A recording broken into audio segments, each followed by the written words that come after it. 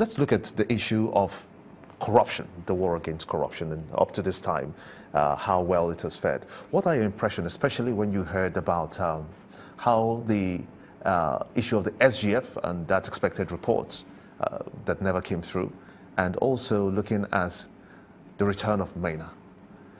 And recently, we've gotten reports about how he was paid about 22 million naira for coming back, having been reinstated.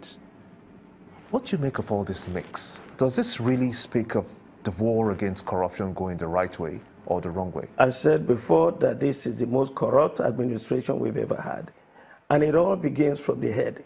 You know the saying that when the fish will rot, it will start from the head. And this is what happened. That the president, as soon as he got into office, a lot of expectations, great expectations. Everybody thought and believed that this would be a change and we are going to have a corrupt-free nation. But right from the beginning, you could see signs that the dishonesty in the administration, the hypocrisy in the administration is not going to allow for transparency, and it will lead to more corruption. Is this a situation of corruption fighting back, or is it a case of the administration? Well, corruption will always fight back if you are not prepared to fight corruption. If you are going to truly fight corruption, the president has to be transparent. He started with things that were obviously totally inappropriate. Number one, you remember when they were talking about ministers, that you needed two senators from your state to support you, otherwise you can't go through. All of a sudden, just because the president wanted Fashola in office, wanted Amici in office, the rules changed. And he got these people in office because he wanted them, so they bend the rules. That is corruption. The president made appointments as soon as he got into office. He made pronouncements that his main concern is for people who supported him 97% and not those who supported him 5%. That is corruption. Nepotism is corruption. Ethnocentrism is corruption. Hypocrisy and lies, these are all aspects of corruption that will come back to bite you. This is what is going on now. The presidency is responsible for the appointments he made. And if they are corrupt, then he has to be accountable. Okay, let's be accountable. Let's just take a moment and take some questions. My colleague in Abuja, Magwe, has some questions. Magwe, go ahead. Well, Dr. Pearce, you've talked about lies. I mean, you said that from the first statement you made, talking about the situation in Adamawa. You have been very categorical, but you have not given an alternate side of the story. So let's start from the situation in Adamawa. Why did you say that the Commissioner for Information was telling lies? Do you have alternate facts to what he said? I don't have any alternative facts. I just analyze what he said, and it sounds very much like Lai Mohammed. You know, it seems that they've all gone through training on how to handle the media. I'm sorry, you're not allowed to malign anyone's character. If you're saying that somebody is telling lies, you have to be able to say very clearly. The point is, he says that they are handling the situation immediately. The thing happened yesterday. If you're handling the situation immediately, how come you don't know the number of casualties? You have not gone to console the people who were attacked? And you are saying that the place is calm. The place is calm when these terrorists, he has even refused to mention if he knows who the groups are. If he doesn't know who the terrorists are, he's given the information he has. You are not in Adamawa, so how can you say for a fact that the situation is indeed not calm?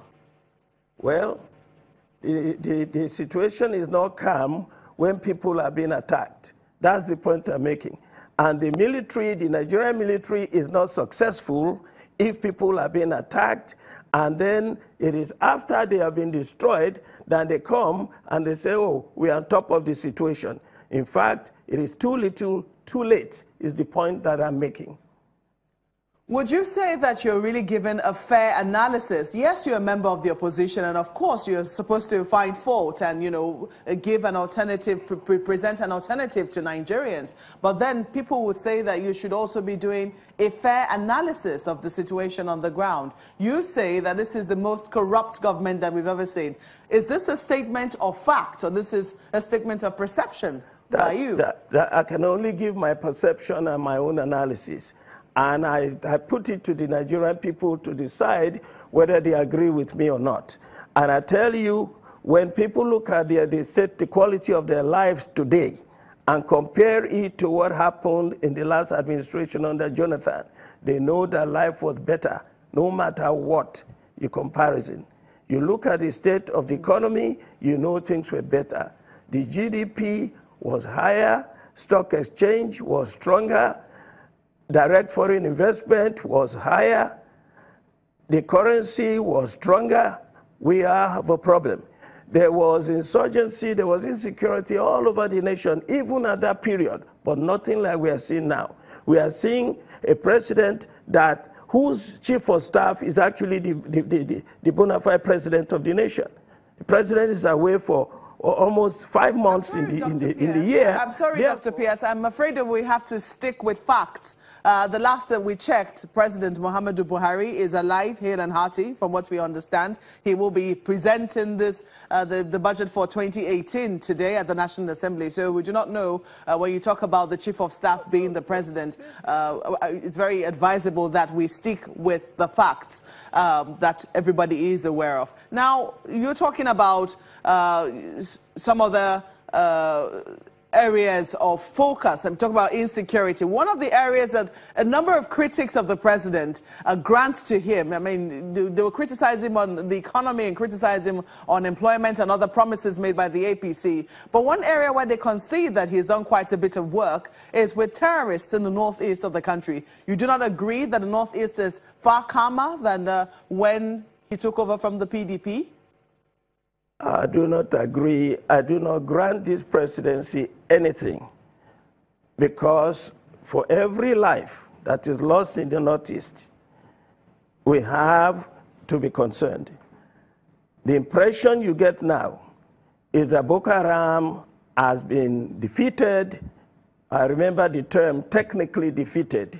There is nothing like technical death. If you are dead, you are dead. We've been having problems in the Northeast. We continue to have problems. And I'm saying to you that the president gave the impression, retired general, within 2 months, he will solve this problem, and gave the Nigerian people the impression that he knew what he was talking about. After he got into office, he now realized that the problem is much more than that. Look, we still haven't tackled the problem of Boko Haram. I tell you why. The main thing over there, there's social problems there. Yes. It will seem that you're not putting this in true perspective. You do remember that before this government came into power, Boko Haram had already taken occupation of almost the whole of Borno State. Sure. Over 14 local governments there and some in Adamawa State. But as of today, Boko Haram is not occupying any of those areas anymore. So it will be living in denial if you say that this government has not successfully fought Boko Haram. The strategy has changed. And then also, the president has come out to say that we have indeed defeated Boko Haram. What Boko Haram is doing now is targeting soft targets at the moment, and they're still working on it. So you cannot categorically come on national television and then not allude to these facts. Is that completely, is that morally justified? Boko Haram has not been defeated so long as every day Boko Haram is killing people and attacking people everywhere in the Northeast.